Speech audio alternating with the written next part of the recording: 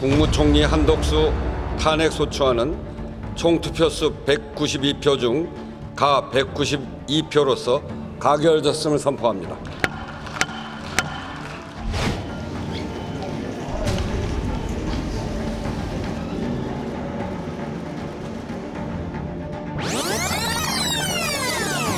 제적위원 과반수의 찬성으로 의결한다는 점을 말씀드립니다.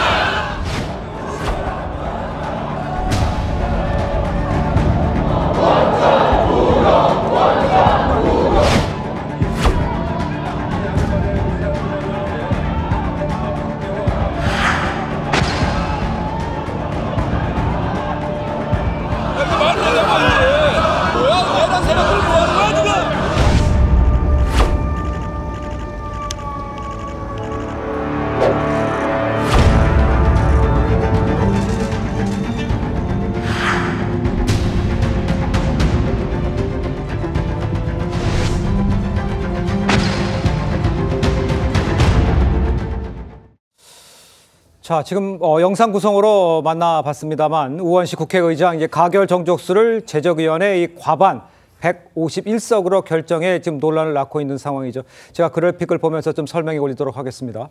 그러니까 이제 헌법재판소법을 보면 이 대행되는 공직자 신분을 기준으로 한다 이렇게 좀 되어 있는데 이거를 국민의힘에서는 대통령에 준하는 200석 찬성이 필요하다 이렇게 이야기를 하고 있는 거고요. 민주당에서는 국무총리이기 때문에 그 신분이기 때문에 151석이면 충분하다 이런 상황이었는데 이 상황을 우원식 국회의장이 151석이 된다라고 해석을 하면서 지금 저런 상황이 벌어진 겁니다.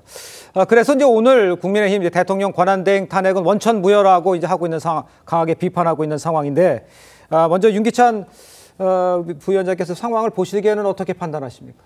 일단 저 부분은 이제 해석이 분분한 건 맞아요. 그런데 예. 제가 헌법에서 대통령의 그 탄핵 의결 정족수를 예. 다른 국무위원 등보다 가중한 이유는 대통령이란 사람을 보호하는 것이 아니고 대통령이란 직을 보호하는 겁니다. 그 기능, 그 권한 이런 것들을 보호하기 위해서 가결 정족수를 정한 거거든요. 그렇다면 대통령의 권한을 헌법에 의해서 대행하는 부총리의 신분, 국무총리의 신분이 있다 하더라도 그 직을 보호하는 것이기 때문에 기능을 보호하는 것이기 때문에 실제는 200인 이상의 그 가결이 찬성이 돼야지만 된다. 네. 그것이 어떻게 그렇게 해석하는 것이 맞는 거고요. 주석서에도 그렇게 나온 거고 또 하나는 만약 김한규 의원실에서 받아본 그 입법조사처의 의견에 따르더라도 탄핵 사유를 갖고 기준으로 한다는 거잖아요. 그러니까요. 국무총리 시절에 있었던 탄핵 사유로 탄핵을 하게 되면 뭐 국무총리 그 가결 정수로 가는 거고 그 대통령 권한대행으로 올라선 다음에 있었던 사유 갖고 탄핵을 한다 그러면 대통령 권한대행에 대통령의 가결 정수를 적용한다 이거기 때문에 지금 5가지 중에 3개는 국무총리 시절, 2개는 권한대행 시절에 있었던 사유란 말이죠. 맞아요. 그렇다면 그것에 따르더라도 안 맞는 거예요. 그렇기 때문에 이 우원식 의장이 일방적으로 이 정족수는 뭐 제적 과반인데 이렇게 본인이 설정할 권한이 없습니다. 헌법을 해석할 권한은 헌법재판소에 있는 것이지 국회의장이 헌법을 해석할 권한이 없어요. 그런데 일방적으로 논란이 있는 가결 정족수를 임의로 정해서 했기 때문에 이것은 사실은 192명 찬성이잖아요. 그렇다면 불성립, 부결 둘 중에 하나다. 따라서 사실은 이제 탄핵이 된 게 아니다. 이런 취지의 국민의힘의 주장입니다. 알겠습니다. 그러니까 이제 변호사님께서 얘기한 것 자체는 이 결정을 할 수 있는 권한이 지금 국회의장이 우원식 국회의장께 없는데 151로 결정을 했다는 거잖아요. 거기는 어떻게 생각하십니까? 저는 뭐 반대의 생각인데요. 국회법에 보면 국회의 의사 진행은 국회의장의 몫으로 되어 있는 부분이기 때문에 국회의장 입장에서는 뭐 본인이 그러니까 지금 지금 그 탄핵의 그 가결 정족수를 나름대로 뭐 이야기를 하긴 했습니다만 어떤 식으로 그날 행위 국회 본회의장에서 있었던 투표 행위에 대해서 이 부분에 대한 결과를 아마 본인 나름대로 낼 필요가 있었다고 생각을 한 것 같아요. 근데 문제는 이러한 부분들의 놀라운 부분은 결국 유권 해석을 할 수 있고 이제 상당히 법률적 권한을 갖고 있는 곳에서 결국 심판할 수밖에 없다고 생각하기 때문에 결국은 뭐 지금 국민의힘에서 이야기했던 대로 그 권한쟁의 심판으로 넘어갈 수밖에 없는 상황인데요. 그럼에도 불구하고 제가 생각했을 때는 헌법적으로도 저는 사실은 이 지금 그 국무위원회 준하는 그러한 지금 이 탄핵 그러니까 이 지금 가결 정족수를 적용해야 된다는 생각이 들어요. 앞서 우리 앵커께서 보여주셨지만 앵커께서 아까 설명을 제가 생각해 잘못했는데요. 이 주석 주석 헌법재판소법이에요. 그렇기 때문에 그지 헌법재판소법이 저래 있는 것이 아니고 지금 함의노입니다만 지금 대행되는 공자의 신분을 기준으로 한다. 저거는 해석인 거예요.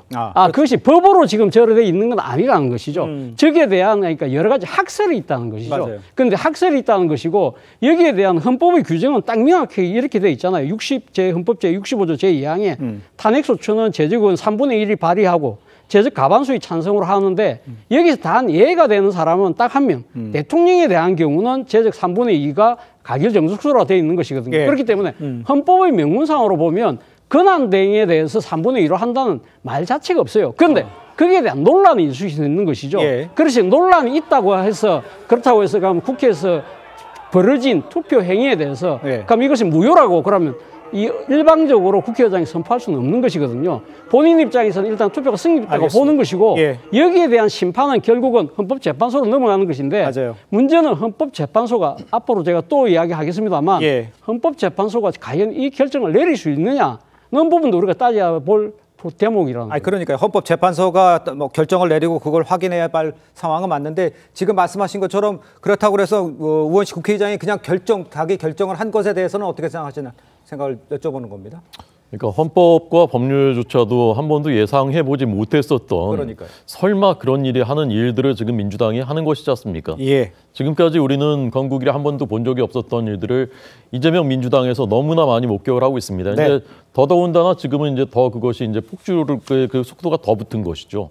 저는 거의 이제 총통 시대가 개막했다라고 봤습니다. 그리고 만에 하나라도 이재명 그 대표가 집권을 하게 된다면 정말 이제 법 따위는 필요 없는 그냥 초법적인 존재가 될 것이다라는 것을 예고편으로 하나하나씩 보여주고 있다고 생각합니다. 이런 정족수 문제가 합의가 안 됐지 않습니까? 심지어는 국회 입법조사처에서도 의견이 다르고 헌법재판소 내부에서도 연구관 사이에서도 의견이 다른 이런 문제인데 이것을 국회의장이 어떻게 판정을 하겠습니까? 어제 우원식 의장이 국회법 10조를 얘기하면서 의장은 국회를 대표하고 의사를 정리하고 질서를 유지하고 사무를 감독한다. 이 얘기를 했지 않습니까? 여기 어디에 이 헌법과 법률을 해석할 수 있다는 권한이 여기 어디인 거죠? 제가 보기에는 국회 대표하는 게 아니라 민주당을 대표하고 계신 거죠. 의장께서. 의사를 정리하는 게 아니라 혼란시키고 있고요. 질서 유지하는 게 아니라 교란시키고 있습니다. 사무를 감독하는 게 아니라 민주당 당무를 감독하고 있는 것입니다. 이런 지금까지 본 적이 없었던 이런 것들은 국가는 염두에도 없다. 국민과 민생에 대해서는 생각하지 않는다. 오직 이재명 집권을 위해서는 무슨 일이든 할 수 있다라는 민주당의 태도 그대로 보여주는 것이라고 생각합니다. 알겠습니다.